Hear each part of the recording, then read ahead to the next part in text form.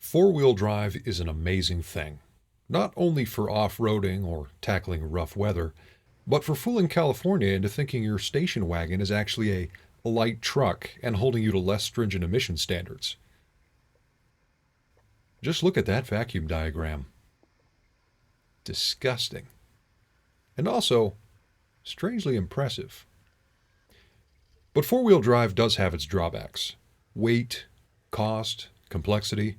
There's a transfer case to deal with, a front differential, CV axles, a whole host of bearings and seals, and none of which I'm touching today. Instead, I'm going to overhaul these drive shafts. Wait a minute. Propeller shafts? What the fuck?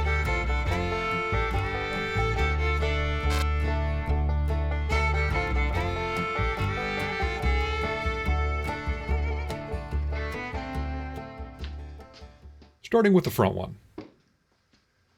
It was made by Spicer, if you couldn't tell, and currently has some greasable Spicer U-joints in it, which are probably originals.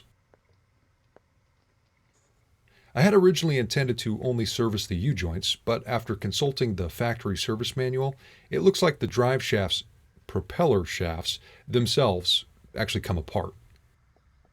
The factory even left behind these handy little arrows to help line everything up. So I might as well take this opportunity to clean and inspect the splines and the seals. And it looks like the only thing I need to do to get this one apart is to just pry up on these four little tabs.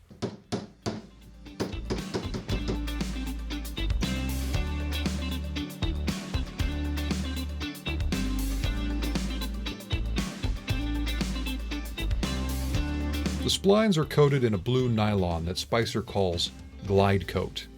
It's supposed to reduce friction, prevent spline wear, and overall extend the life of the shaft.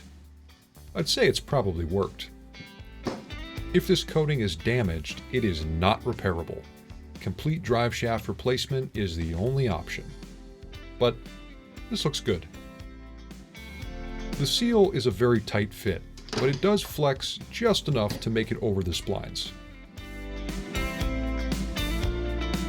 With the shaft split apart, it's a bit easier to deal with the first U-joint. I'm going to try and save all of the original U-joints. New ones are readily available, but there's no point in replacing them if they just need a good cleaning, right? Two of the caps are press fit into the yoke and secured on the outside with these little snap ring clips.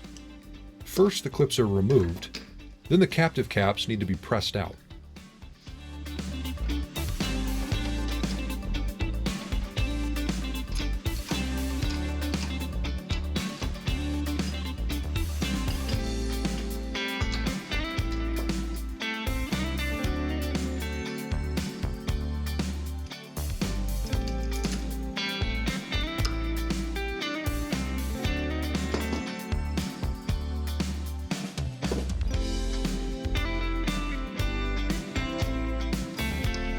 After some experimentation, I found that a C-clamp was sufficient for this and much quicker to film than running to the press every time.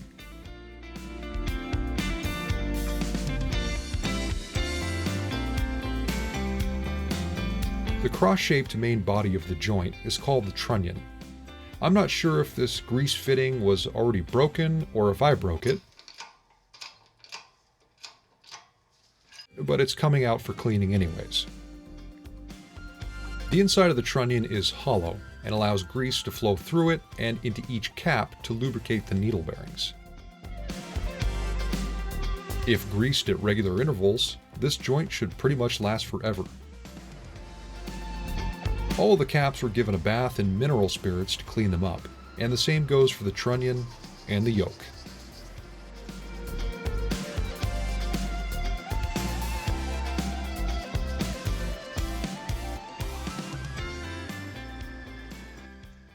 A little fresh grease, and then these can all go back together.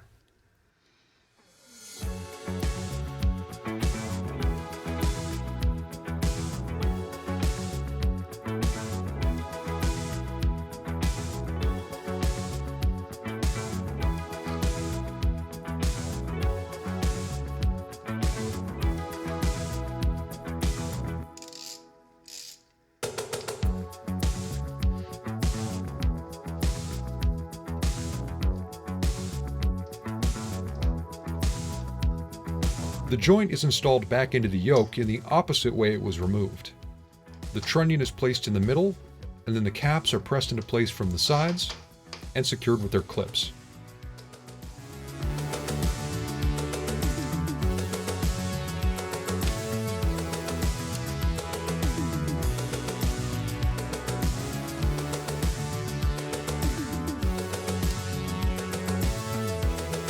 And after getting it all back together, I can say that this is indeed a perfectly functional joint. It's buttery smooth and very quiet, just like it should be. Hopefully all the rest are like this and I won't have to spend any money on new ones.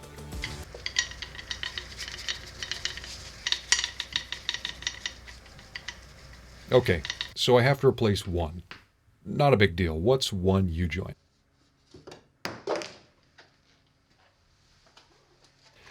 But here's the thing.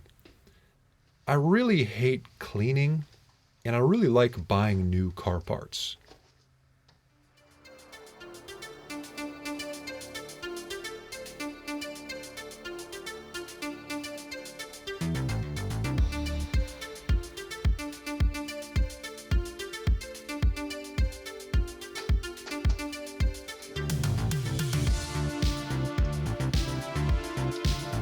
When brand new joints are pressed in, it's normal for them to bind up and to feel very stiff or notchy.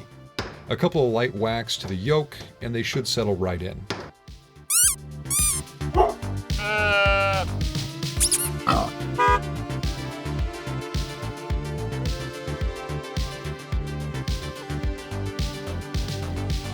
These new U-joints differ slightly from the old ones. The grease fitting is installed in one of the caps instead of in the trunnion.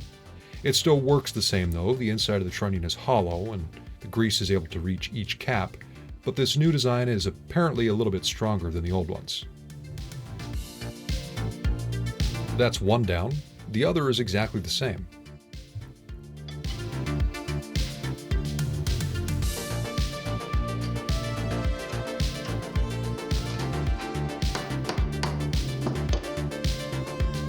The new joints come with a number of different colored clips, which are different thicknesses.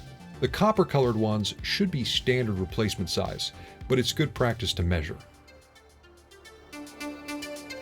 With both joints replaced, the front shaft can be reassembled.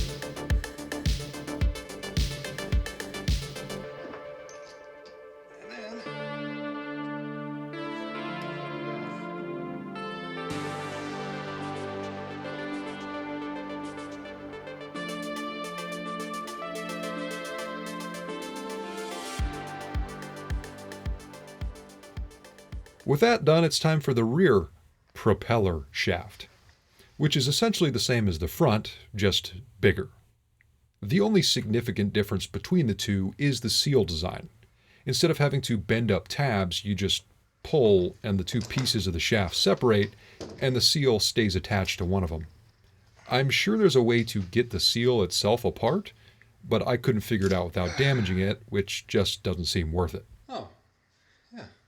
Despite the minor differences between the front and the rear shaft, the U-joints are identical, and the replacement steps are just the same.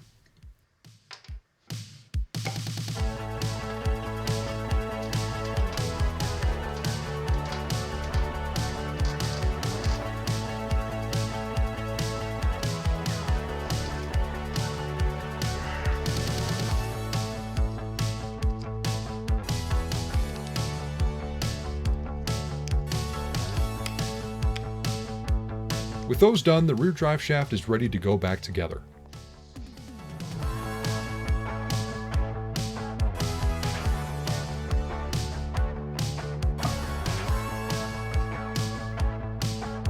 Just like the front, there are two small arrows to indicate the proper orientation of the pieces.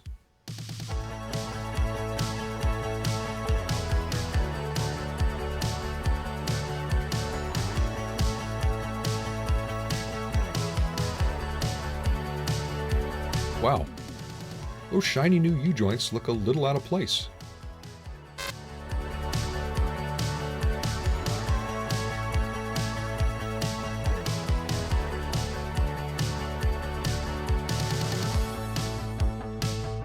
Join me in part 3 for a complete front suspension rebuild. And until then, thank you for watching. I'll AMC you later. What's that? What do you mean you don't like puns? Wait, where are you going? Oh, hang on, come back. This way you want to go?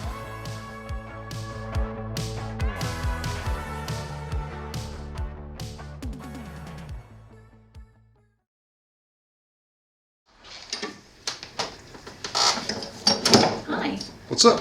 I need to give you a little sign. Filming in progress? Filming in progress. Do not disturb unless the house is on fire. It's okay, I don't use most of this audio anyways. I mean, it just gets scrapped.